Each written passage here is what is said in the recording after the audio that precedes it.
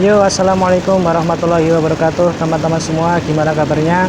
Semoga kabar teman-teman baik-baik saja ya. Oke, teman-teman, ini adalah vlog pertama saya. Sebenarnya udah lama saya itu pengen vlogging sambil motoran kayak gini. Cuman karena beberapa hal yang kemarin harus saya kerjakan, ya akhirnya baru kesampaian sekarang gitu. Karena menurut saya itu naik motor sambil kita ngomong-ngomong kayak gini atau hanya sekedar menikmati pemandangan itu bisa merefresh otak gitu ya. Apalagi setelah capek beraktivitas gitu kan, yang sekarang itu serba offline gitu, offline serba online gitu ya, work from home, study from home, dan ya pokoknya yang yang online gitu. Tapi lama-lama itu bosen gitu ya ngerjainnya di rumah terus, dan itu bisa bikin stres, apalagi kalau pekerjaan kita itu nggak bisa kita kerjakan secara online. Kalaupun bisa itu bakal susah gitu, apalagi ada kendala-kendala kayak kendala sinyal atau kendala ya apapun itulah, hanya banyak juga kendalanya gitu ya. Kalau mahasiswa itu dia kuliah bisa dari pagi sampai malam gitu, karena ya cuma di rumah aja nggak ngapa-ngapain gitu kan. Jadi seolah-olah waktu itu bukan menjadi masalah gitu. Ya akibatnya karena banyak pikiran gitu ya, banyak kerjaan yang harus diselesaikan di satu waktu yang sama, ya stres jatuhnya kan, stres. Sehingga kita itu perlu pelampiasan gitu ya.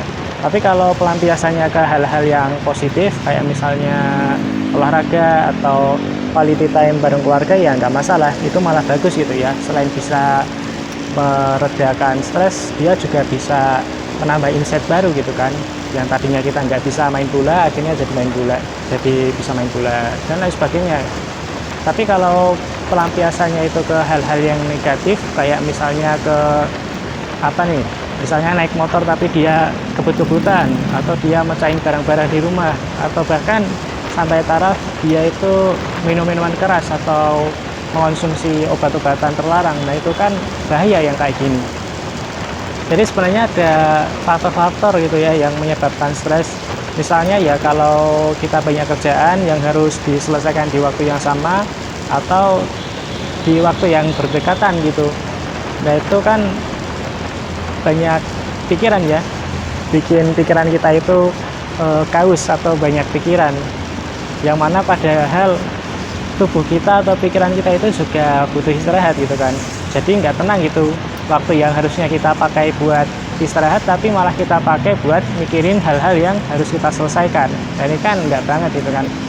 Nah, ketidakpastian juga bisa menyebabkan stres juga ya, karena apa ya, misalnya kalau mahasiswa itu mau magang ya, dia dikasih tugas magang oleh kampus tapi kondisinya masih pandemi.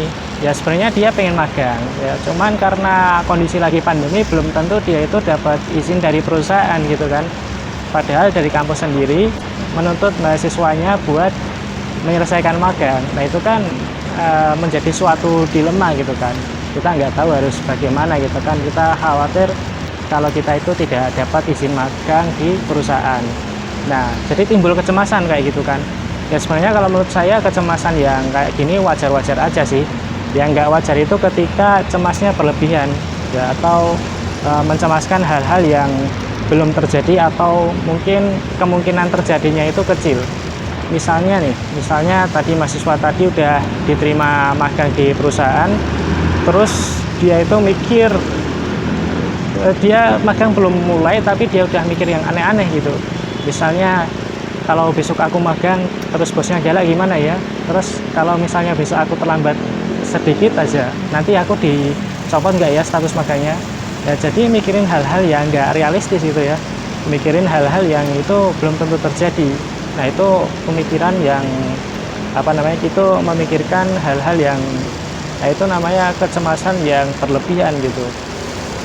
Nah terus stres itu dia kalau misalnya dibiarkan menumpuk itu nggak bagus gitu ya teman-teman, karena kita nggak tahu stres itu bakal meledak kapan gitu ya.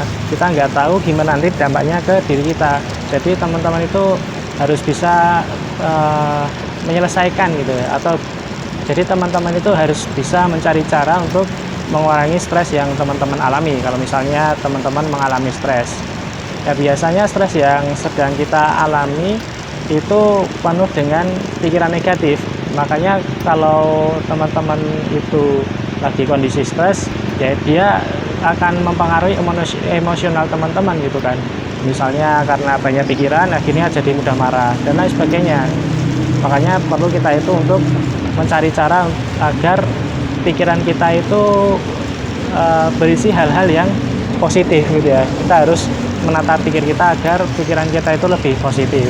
Ya seperti tadi misalnya olahraga, terus jalan-jalan sore atau yang lain. Yang penting kegiatannya itu kegiatan yang positif dan menenangkan. Nah, cara lain yang bisa dipakai buat mengurangi stres ya, kalau tadi sebabnya karena banyak kerjaan yang harus diselesaikan di satu waktu, ya berarti teman-teman harus mulai mengatur waktu gitu kan, harus menata jadwal agar aktivitas itu lebih teratur. Ya, jadi teman-teman bisa membuat list yang harus bisa buat list gitu kan, buat list yang harus diselesaikan. Ya dimulai dari yang diprioritaskan. Ya, jadi penting untuk menentukan prioritas gitu, karena dengan kita menentukan prioritas, kita tahu mana hal yang harus kita kerjakan terlebih dahulu dan mana yang bisa kita tinggalkan. Jadi kita lebih bisa menata waktu kita sehingga kita punya waktu untuk beristirahat, karena setiap aktivitas yang kita lakukan itu punya jatahnya masing-masing, punya jatah waktu masing-masing. Ya intinya teman-teman itu harus tahu gitu apa yang menyebabkan teman-teman stres, cari dulu akar permasalahannya, baru kemudian diselesaikan. Ya kalau banyak kerjaan ya solusinya yaitu tadi manajemen waktu gitu kan. Gimana caranya agar kita itu tidak perlu mengerjakan banyak hal di satu waktu. Kalau permasalahannya tadi karena kecemasan, ya solusinya ubah pola pikir gitu kan. Yang tadinya pola pikir kita itu selalu berpikiran negatif, ya diubah menjadi pola pikir yang positif gitu kan. Ya tujuannya agar kita itu lebih tenang, sehingga ketika kita merespon segala sesuatu itu kita bisa menyikapinya dengan bijak. Ya mungkin itu teman-teman gitu ya, vlog pertama saya, hitung-hitung sambil sharing-sharing sedikit ya biar lebih berfaedah. Nah di vlog selanjutnya ini saya bakal sharing juga ya hal-hal semacam ini, soal self help atau self improvement ya. Karena ini menurut saya penting banget gitu ya, karena setiap orang itu setiap orang itu tindakannya tergantung dengan pola pikirnya atau tergantung dengan mindsetnya gitu kan. Kalau pola pikir itu positif, ya dia akan menganggap segala sesuatu itu positif. Dan misalnya lagi banyak kerjaan, ya dia bakal berpikir kalau ini adalah kesempatan untuk mengembangkan diri, kesempatan untuk semakin menjadi lebih baik lagi. Ya pokoknya positif visinya ya. Kalau misalnya pola pikirnya itu negatif, ya misalnya dia dapat pekerjaan banyak, ya dia bakal berpikir kalau aduh kok dapat kerjaan lagi. Ya intinya dia nantinya bakal ngeluh gitu seharian, sehingga malah jadi beban pikiran.